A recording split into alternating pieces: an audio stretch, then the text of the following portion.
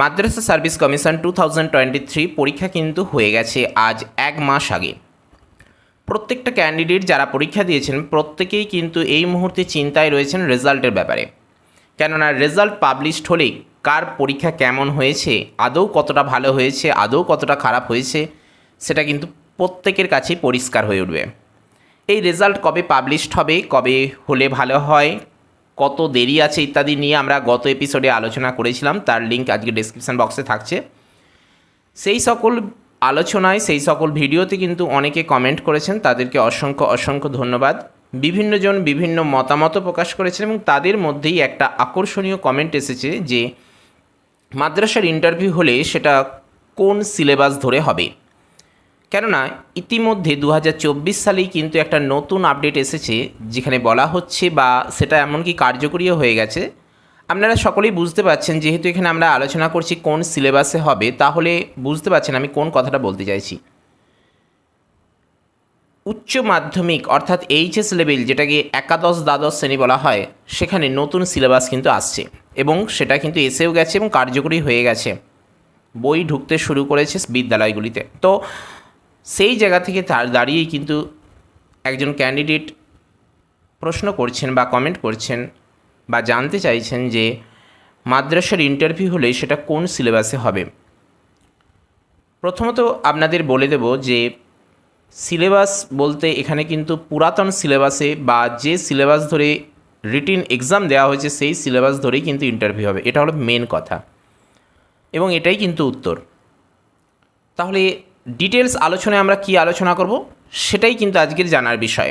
আপনারা ভিডিওটি কমপ্লিটলি দেখার চেষ্টা করুন, তাহলে আশা করি আপনাদের কাছে এই ব্যাপারটা অনেকটা ক্লিয়ার হয়ে যাবে। সেই সঙ্গে আপনাদের কিছু গুরুত্বপূর্ণ মতামত দেওয়ার থাকলে সেটাও আপনারা জানাতে পারেন। ডিটেলস আলোচনায় যাওয়ার আগে আপনাদের অনুরোধ করব ভিডিওটি লাইক করার পাশাপাশি প্রত্যেকের সাথে শেয়ার করার জন্য, এবং চ্যানেলে নতুন এসে থাকলে কিংবা পুরাতন ক্যান্ডিডেট এখনও পর্যন্ত সাবস্ক্রাইব করেননি অবশ্যই সাবস্ক্রাইব করে অল নোটিফিকেশানটি অন করবেন, কেননা আপনাদের উৎসাহই আমাদের এগিয়ে চলার একমাত্র পাথেয়। দেখুন, মাদ্রাসা সার্ভিস কমিশনের পরীক্ষা হয়েছে 3রা মার্চ, তাই তো? আর নোটিফিকেশান হয়েছিল কতই? 2023 সালে। পরীক্ষা হয়েছে 2024-এর 3রা মার্চ।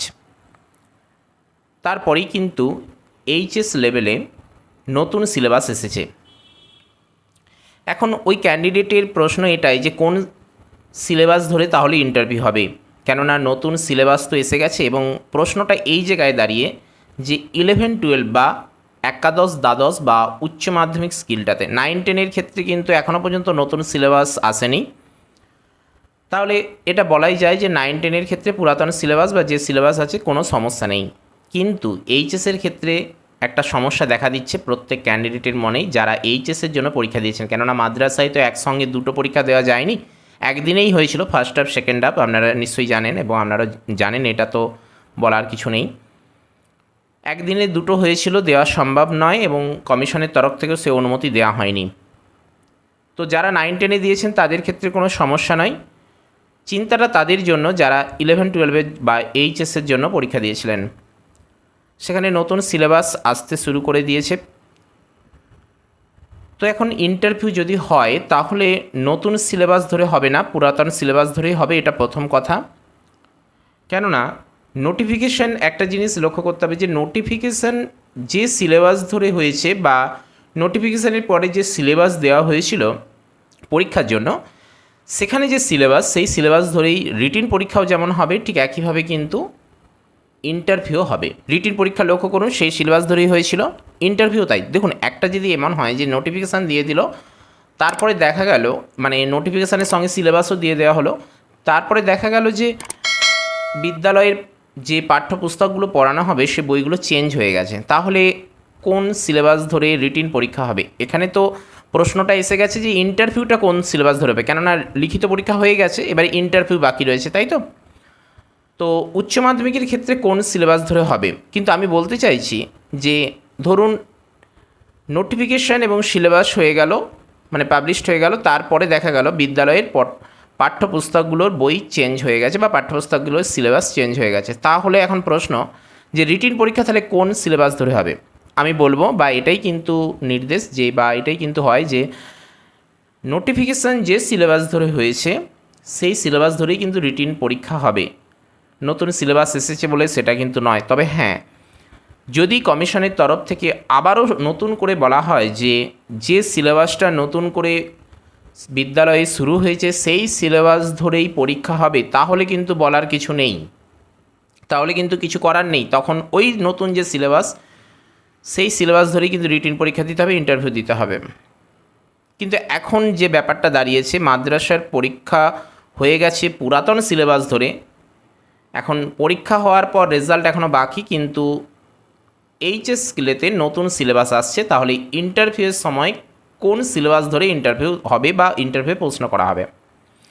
পুরাতন ধরেই হবে, কেননা নোটিফিকেশান যেহেতু হয়ে গিয়েছে, রিটিন পরীক্ষা হয়ে গেছে এক সিলেবাস ধরে, আর আপনার ইন্টারভিউ হবে অন্য সিলেবাস ধরে, এটা তো হয় না।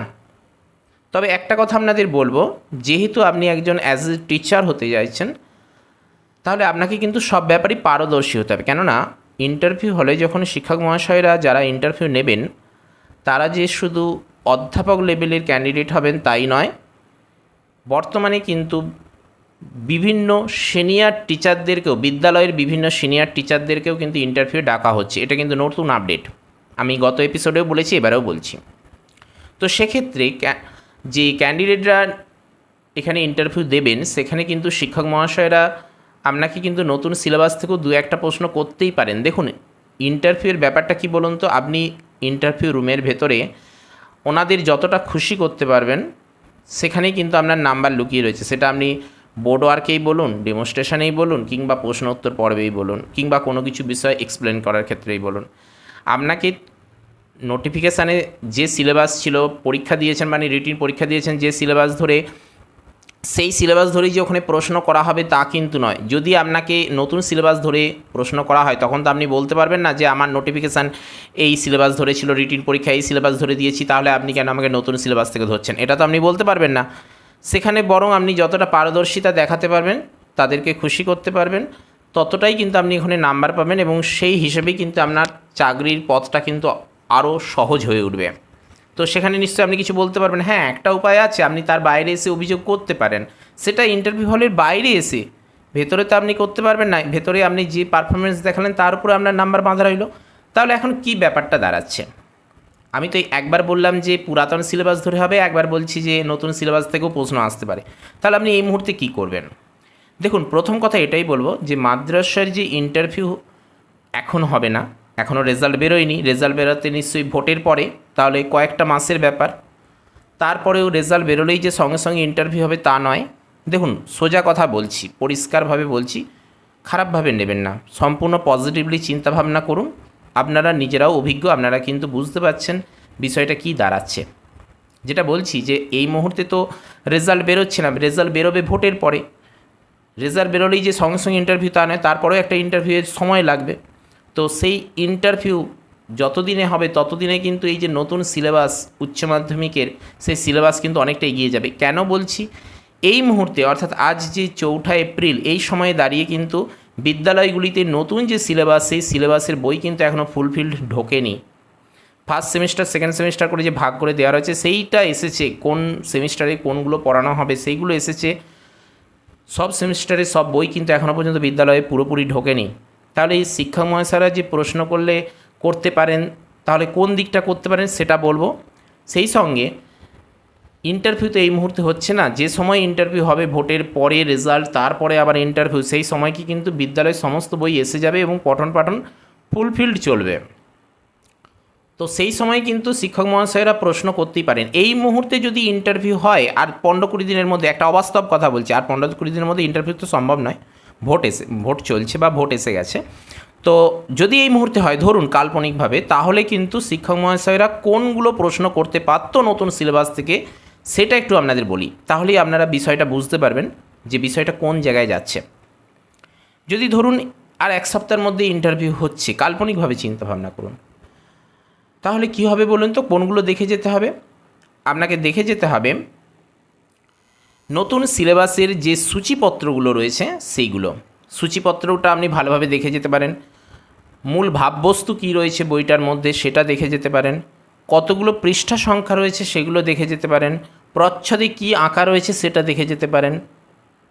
হ্যাঁ, বইটার আকার আকৃতি কী মাপে রয়েছে সেটা বলতে পারবেন। কতগুলো বই রয়েছে, কোন বইয়ের কী নাম, প্রকাশকের নাম, সেগুলো আপনি দেখে যান। কেননা আপনি যখন একজন শিক্ষক হতে চাইছেন, ওখানে যারা থাকবেন তারা কিন্তু শুধু যে আপনার পুরাতন সিলেবাসের উপর নোটিফিকেশান হয়েছিল, রিটিন পরীক্ষা দিয়েছেন, সেখানটাকে যেমন গুরুত্ব অবশ্যই দেবেন, ঠিক একইভাবেই বর্তমানে যে নতুন সিলেবাস এসে গেছে সেই বিষয়ে আপনি কতটা অবগত সেটাও জানতে চাইবেন। কেননা সঙ্গে সঙ্গে ওনারা বলবেন যে দেখুন, আপনি যে সিলেবাস ধরে পরীক্ষা দিয়েছেন সেটা খুব ভালো কথা, কিন্তু এখন তো নতুন সিলেবাস এসে গেছে, এই নতুন সিলেবাস থেকে আপনাকে একটা প্রশ্ন করি, আপনি কি তখন বলবেন যে না, করতে হবে না? নিশ্চয়ই নয়। তখন কিন্তু আপনাকে প্রশ্ন করবে, এবং সেই প্রশ্ন কিন্তু খুব ডিপে যাবে না যদি এই মুহূর্তে হয়। কিন্তু যখন ইন্টারভিউ আদৌ হবে তখন তো অনেক দেরি, বা তখন অনেক সময় পেরিয়ে যাচ্ছে, তাহলে তখন নতুন যে সিলেবাস এইচএসে সেটা তো সম্পূর্ণ চালু হয়ে যাচ্ছে। তো সেই সিলেবাসের যে টেক্সট বইগুলো রয়েছে সেগুলো একটু হালকা করে দেখে যাবেন, যেন সেখান থেকে প্রশ্ন এলেও কিছুটা আপনি একেবারে ভুল না উত্তর দিলেও কিছুটা যেন সঠিকের কাছাকাছি যায়, বলে না যে উত্তরটা কাছাকাছি গেছে, সেটা যেন অন্তত হয় কিছুটা, অন্তত মানে যতটা পারা যায় চেষ্টা করাটা ভালো, এর বাইরে কিছু করার নেই। এই হলো মেন কথা। তো মেন যে কথাটা হলো যে মাদ্রাসার ইন্টারভিউ হলে সেটা কোন সিলেবাস ধরে হবে, নতুন সিলেবাস নাকি পুরাতন সিলেবাস। একজন ক্যান্ডিডেট আমাদের মানে দর্শক বন্ধু আমাদেরকে অনুরোধ করেছিলেন বা কমেন্ট করে জানতে চেয়েছিলেন যে এই বিষয়টা কী দাঁড়াতে পারে। আমরা ভাবলাম যে এটা কেবল ওনার ক্ষেত্রেই নয়, সকল ক্যান্ডিডেট বা সকল দর্শক বন্ধুর ক্ষেত্রেই কিন্তু এটা অনেকটা উপযোগী হবে। সেজন্যই ওই ক্যান্ডিডেটের ওই প্রশ্নকে ভিত্তি করেই কিন্তু আজকের আলোচনা আমরা নিয়ে এসেছি।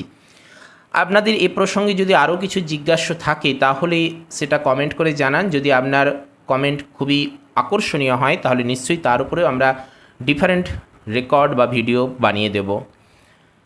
তো আশা করি আপনারা এর দ্বারা অনেকটা অবগত হতে পেরেছেন। আপনাদের যদি কিছু মতামত থাকে সেটাও জানান। মেন কথা এটাই যে মাদ্রাসার ইন্টারভিউ যেহেতু যে নোটিফিকেশান বা যে সিলেবাস ধরে লিখিত পরীক্ষা হয়েছে সেই সিলেবাস ধরেই কিন্তু ইন্টারভিউও হবে। তা সত্ত্বেও আপনাদের নতুন সিলেবাস থেকে কিছু কিছু চোখ বুলিয়ে যেতে হবে। এখন আপাতত যে নতুন সিলেবাস আছে সেগুলো একটু সংগ্রহ করার চেষ্টা করুন, একটু ধীরে সুস্থে চেষ্টা করুন, সেগুলো একটু চোখ বুলিয়ে রাখুন। যদি প্রশ্ন আসে যেন কিছুটা উত্তর দিতে পারেন, কেননা আপনি যদি ইন্টারভিউ ডাক পেয়ে যান তাহলে কিন্তু ভেবে নেবেন আপনার 80% কিন্তু আপনি এগিয়ে গেছেন। তারপরে কিন্তু আর ওই রিস্কটা আপনি নেবেন কেন, যেহেতু আগে থেকে চিন্তাভাবনা করছেন, যেহেতু আমাদের সঙ্গেও কোঅপারেট করছেন, তো আপনি সেই রিস্কটা নেবেন কেন? সেই দিকগুলো একটু নতুন সিলেবাসের দিকটাও খেয়াল করুন, এটা হলো মেন কথা। কিন্তু অফিসিয়ালি যা নিয়ম সেটা কিন্তু পুরাতন সিলেবাস, যে সিলেবাস ধরে রিটিন পরীক্ষা হচ্ছে, যে সিলেবাস নোটিফিকেশানের সময় প্রকাশ করা হয়েছে সেই সিলেবাস ধরে হবে।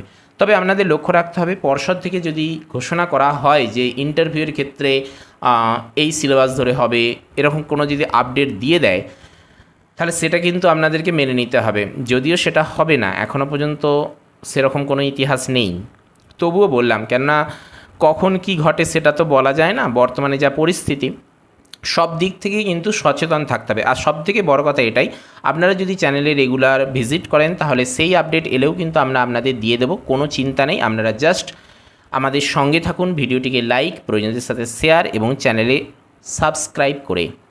আজকের এপিসোড আমরা এখানেই শেষ করব। আপনাদের অগ্রগতি, আপনাদের সাফল্য কামনা করে আজকের এপিসোড আমরা এখানেই শেষ করছি। নমো টুডে। দেখা হচ্ছে পরের এপিসোডে। জয় হিন্দ, বন্দে মাতরম।